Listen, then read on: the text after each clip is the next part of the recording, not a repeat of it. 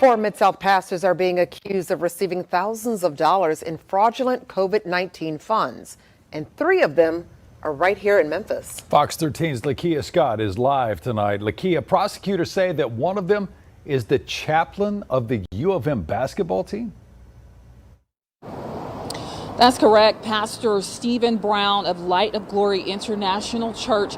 He is listed on the University of Memphis athletic page. He's listed as the chaplain for the basketball team. He now faces charges of PPP loan fraud.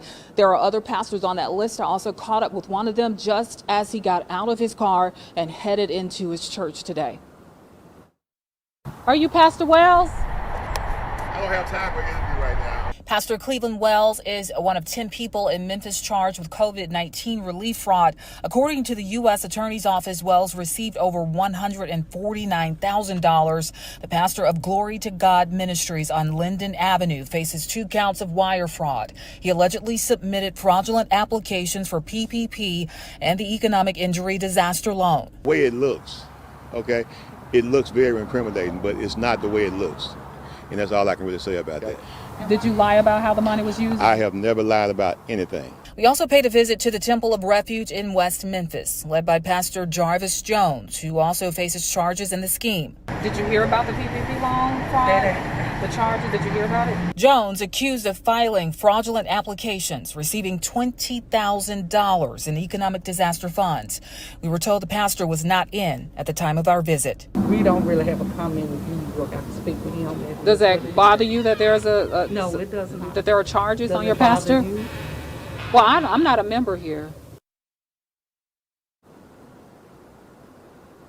Meanwhile, according to those documents, Pastor Stephen Brown received more than $149,000 in fraudulent funds. I'm also learning that also charged in this scheme is Frederick Smith. He's the pastor of New Life Holiness Church, and he faces wire fraud. He's said to have received more than $150,000 in PPP loans. New at 4:30, 4 Memphis area pastors, along with several business owners, are indicted and charged with defrauding federal COVID-19 relief aid. Good afternoon, and thank you for joining us today. I'm April Thompson. I'm Alex Coleman. The COVID-19 relief money was supposed to help combat the worst pandemic in a century, but the Department of Justice says many of those charged were using the money to help themselves. The United States Department of Justice says 10 individuals, ranging from business owners to Memphis area church pastors, are charged in an almost $1 million in COVID-19 relief fraud schemes. This week, a federal grand jury returned the indictments against the defendants for defrauding the Economic Injury Disaster Loan and the Paycheck Protection Program loan. Daniel Irwin is with the Better Business Bureau of the Mid-South. It was all drawn out so quickly, right? We needed the relief immediately, and the government really didn't do that good of a job of vetting all these loans because, well, so many people needed the money. And with that, there were a lot of people that probably shouldn't have gotten these loans that ended up getting them. And it's taken a couple years, but now the government is finally really cracking down on it. The defendants are charged with various counts of wire fraud. They include Stephen Brown of Memphis. He's the pastor of Light of Glory International Church. Prosecutors say Brown illegally obtained $149,000 in relief aid. Jarvis Jones of West Memphis is the pastor of the Temple of Refuge. He received $20,000 in aid. Frederick Smith of Cordova is the pastor of New Life Holiness Church. He received more than $150,000 in pandemic payments. And Cleveland Wells of Memphis is the pastor of Glory to God Ministries. He got almost $150,000 in relief money. The Justice Department says the pastors lied on their applications and used the money for personal expenses. I think they're finally catching up. And again, we all should be concerned because this is our money. These were taxpayer dollars that people were abusing. And I'm glad to see that they're finally cracking down on it. Again, unethical business behavior affects us all, and we expect more out of Memphis businesses. By the way, if convicted, they each face up to 20 years in prison on each fraud count. Tonight on the 10 o'clock news, a well-known and outspoken South Georgia pastor now faces the possibility of spending up to 30 years in federal prison. Don't expect to see Mac Knight's name associated with fraud. Pastor Mac Knight of Impact Worship Center in Kingsland was indicted on 5 counts of COVID-19 recovery assistance fraud. According to the federal indictment, the 45-year-old used the money meant for coronavirus relief to buy a luxury car. News4JAX reporter Eric Avanier joins us live with what else the indictment reveals. Eric. Well, for the past couple of years, Pastor Knight has appeared in many of our news stories, fighting and standing up against what he perceived to be as police excessive force, and even represented the family of George Floyd, who was killed by a Minneapolis police officer. Well, now he is the one who needs representation to fight these federal charges listed in this indictment.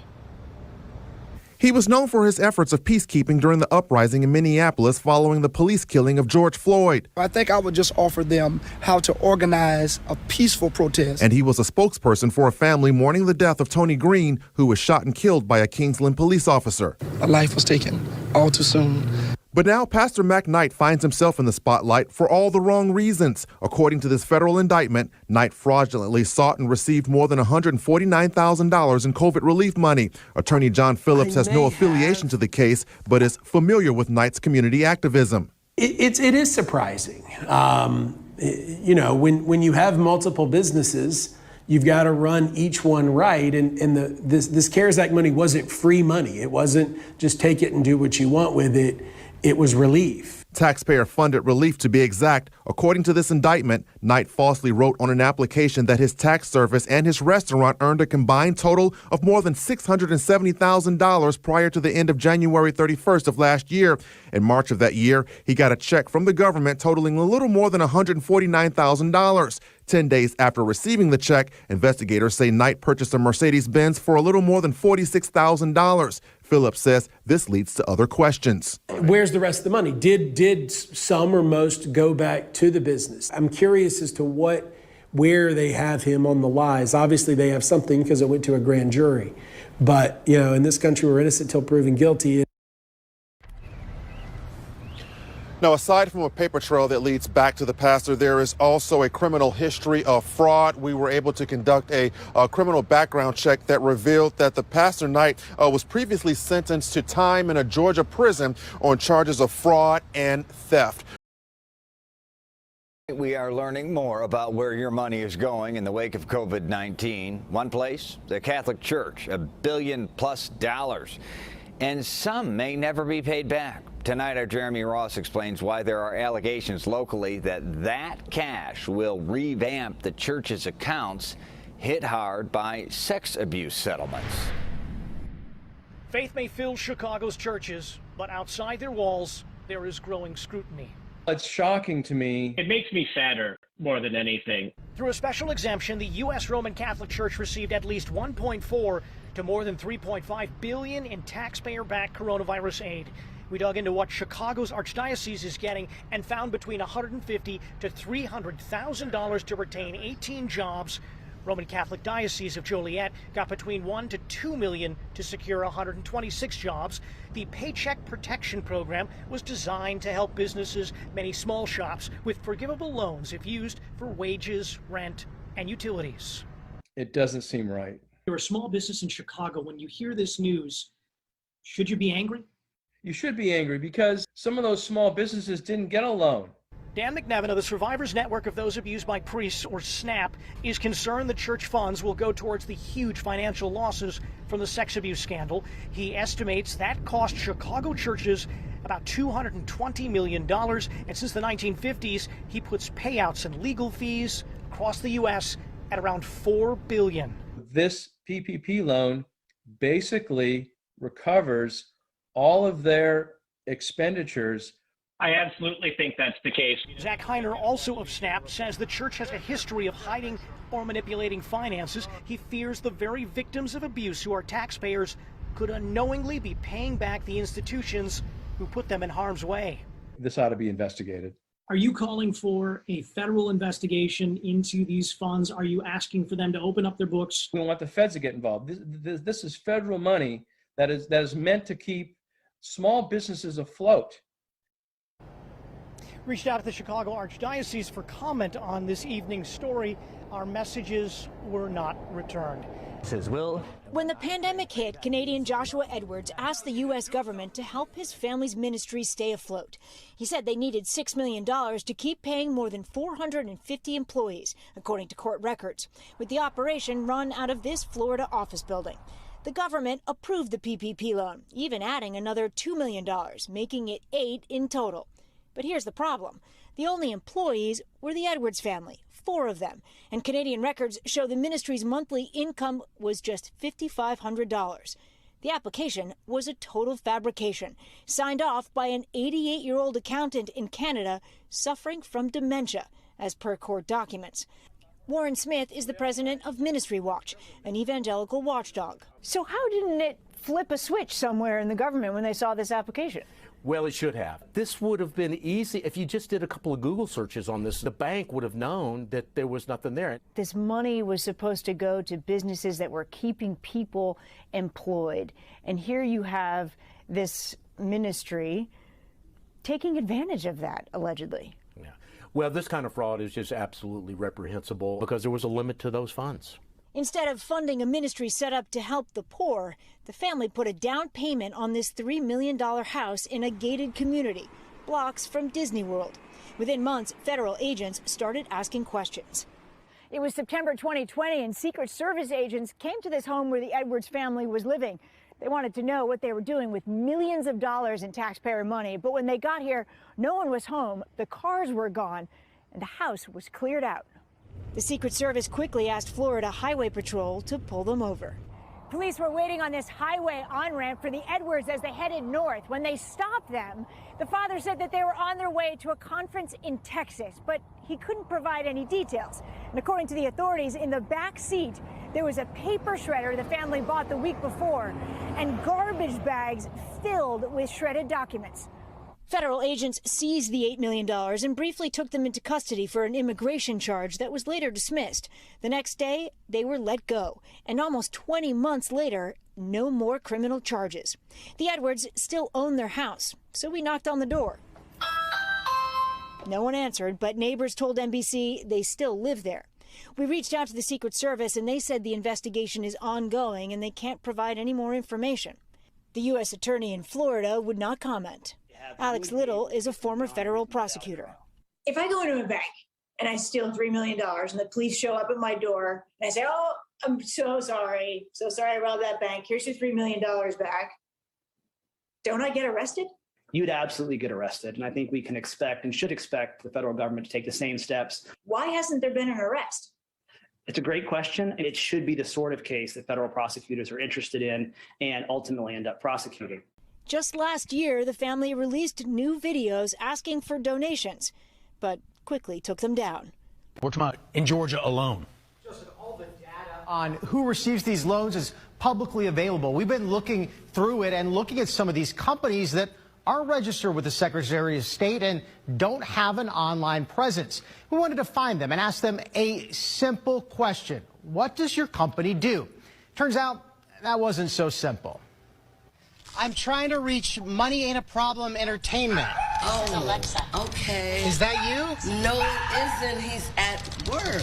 We went to this Gwinnett County home looking for a company that received more than $22,000 in federal Paycheck Protection Program payments. We couldn't find Money Ain't a Problem Entertainment registered with the Georgia Secretary of State or active online. He received a PPP loan and we can't. After federal investigators said they fraudulently applied for and received funds from the Paycheck Protection Program or PPP loans. Bonds were set. They're being released. Nobody, as far as I know, is being detained. And we'll take it from there. We'll be back in court. Attorney Brian Silber represents 3 of the defendants, some of whom have either been suspended or placed on leave pending the outcome of the investigation. I can't comment on the nature of the case. While the charging documents do not allege that any of the defendants committed the charged offenses in the course of their official duties, this does not in any way diminish the seriousness of what the defendants are alleged to have done here. Sheriff Gregory Toney said he first learned of the crimes in November of 2021, prompting him to investigate all 5,500 of his employees, including himself and other top brass. Of the 17 indicted, 7 BSO deputies and 1 sergeant in law enforcement, and 8 detention deputies and 1 sergeant in corrections. I hate to see that, knowing some of the individuals and seeing the names on that list that's being indicted, some of them were good officers. But you're only as good as the last act and conduct that you execute. We learned the defendants involved received tens of thousands of dollars, and while the investigation has proved that some of whom were investigated did have legitimate businesses, at the very least, the 17 now facing federal charges allegedly did not. If you're going to be participating in criminal activities, we don't want you in this profession.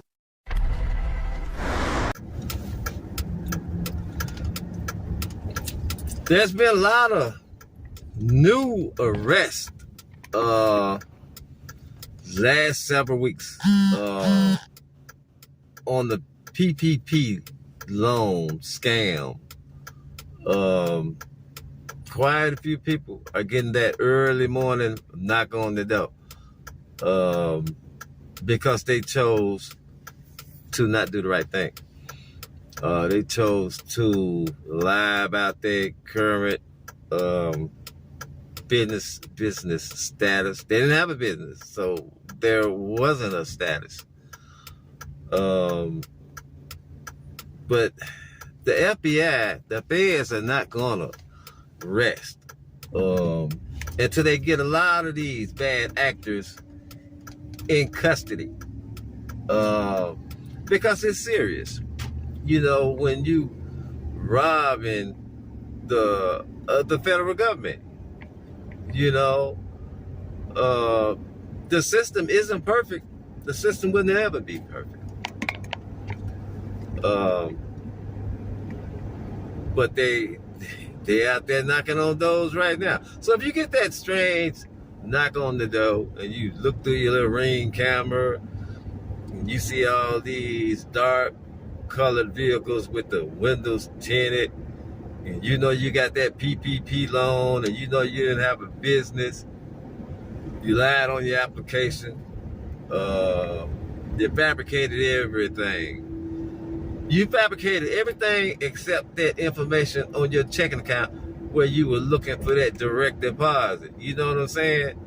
But and for a lot of well-deserving people who have legitimate businesses, you know, they ought to lock them up and throw away the keys. Okay, so there's a warrant for your arrest. Okay. Oh my gosh. So that's what we're here for. So I would like to explain more to you and actually sit down and have a conversation with you. But in the meantime, we do need to take you back with us. And because you have your mom on the phone, that's why I'm explaining this to you, so that she knows what's going on also. Okay? Federal government going after PPP loan fraud, big time. Arrest warrants issued, many people getting arrested. I had a friend of mine that told me during the pandemic that he was getting a loan, PPP loan. I said, man, you crazy, you got unemployment. Why would you want to do that? That's a scam. I didn't do it. So this guy was a Uber driver, and now he has to be careful. I looked it up, his name is on the list. I told that guy, you're not going to get away with it. Government will come after you later. Destiny? No, ma'am. Okay, is Destiny here? No, ma'am. Huh? What'd you say? You're Destiny, right? Would you mind if I just made a quick phone call? A phone call to who? Listen, we just want to talk to you real quick. It's kind of weird when you're holding the door like crap. Well, like because they have the dogs and I just don't want them to... That's why we're asking. I don't want to get bit by a dog. That's why just my comfort and like my... Just for my own... I can hang out here. We can hang out here. She just wants to talk to you. Okay, would you mind just for my own comfort and like this is not my home and I could step out for you all? Because it's just odd that on a Wednesday that this is happening. I don't know what's going on. What? Just working weekdays. So. No, I get it. I understand. Okay. I can't go to jail, Mom. I understand. So, Destiny, you have to go. I don't know what's going on, but you can't fight it. Yeah, you'll. September 13th, 2024. A woman named Destiny Harris gets a knock on her door from police with a warrant for her arrest for unemployment fraud that she allegedly committed 4 years ago. But let's take it back to 2020. In the wake of the COVID-19 outbreak, numerous Americans lost their jobs, resulting in a significant rise in unemployment applications. This also led to some people attempting to exploit the system for benefits they were not eligible for. A financial investigator with the Department of Economic Opportunity informs a detective in the city of Delray Beach that 4 people had reported they received unemployment claims by employees who were still currently employed. An investigation was then initiated. 3 months later, after all the information was collected on the claimants, their phone providers were issued subpoenas. Detectives find one of the claimants was victim of identity theft while the other 3 had filed for benefits themselves. Each employee was paid the minimum $275 a week and did not have hours reduced. Therefore, they were not eligible to file with DEO. Fast forward to December 2022, the detectives speak to each claimant over the phone and meet for an in-person interview. 2 of them all filed unemployment claims for themselves when they should not have been entitled to the benefits, but there was insufficient evidence to support a criminal charge for filing a fraudulent unemployment claim. Like all of them up. Oh my God. As neighbors in this Florida suburb sipped their morning coffee today, Josh Edwards was led away in handcuffs. His father, Evan, following soon after. According to a 6-count federal indictment, Josh Edwards lied on an application for a PPP loan back in April 2020 to keep the family's Christian ministry afloat during the pandemic. Asking for $6 million, the government approved a loan for $8 million. Edwards claimed there were nearly 500 employees and $2.7 million in payroll expenses. Both claims were false, according to prosecutors. Instead of setting up a ministry to help the poor, the Edwards tried to put a down payment on this $3 million house near Disney World. NBC News profiled the case back in June. Including one Florida-based family ministry that received millions of taxpayer dollars to pay employees. The Secret Service was on to the Edwards in September 2020. The loan application was signed off by an 88-year-old accountant suffering from dementia, and there were no signs of any employees at the ministry's office. Florida, again with PPP loan indictment and arrest. This time of 17 Broward County police officers and detention center officers. Now, collectively, they got $495,171. They were first suspended with pay on October the 6th, but less than 6 days later, they said, hell to the no, we ain't paying y'all, because hell. PPP loan. Arrest. Damn, bro. Gator going to jail, man.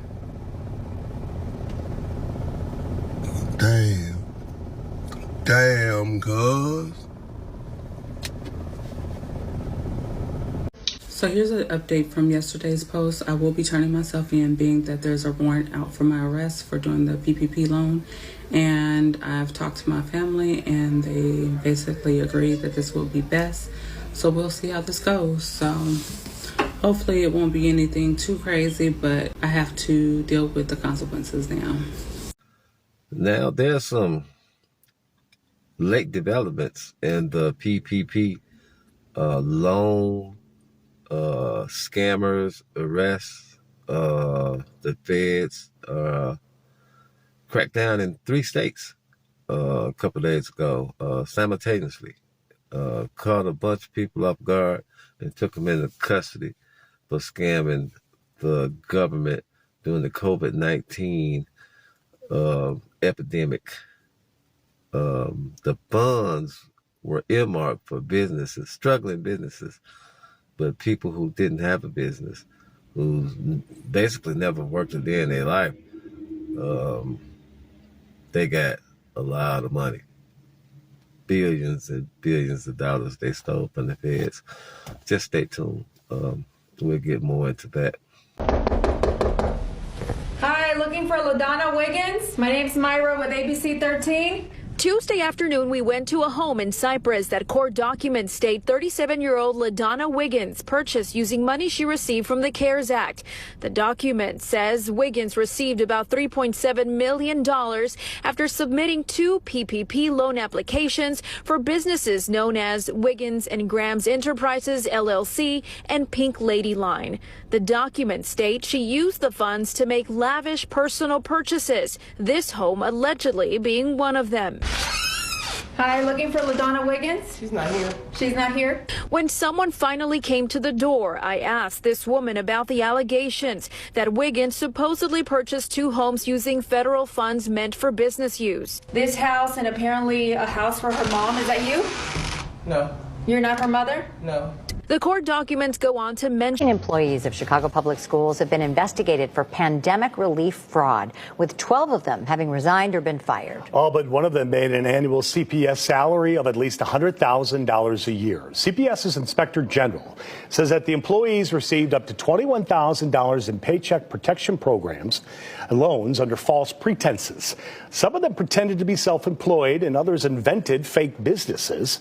The highest ranking of them is Crystal Cooper, who was the head of school ops and made $220,000 a year.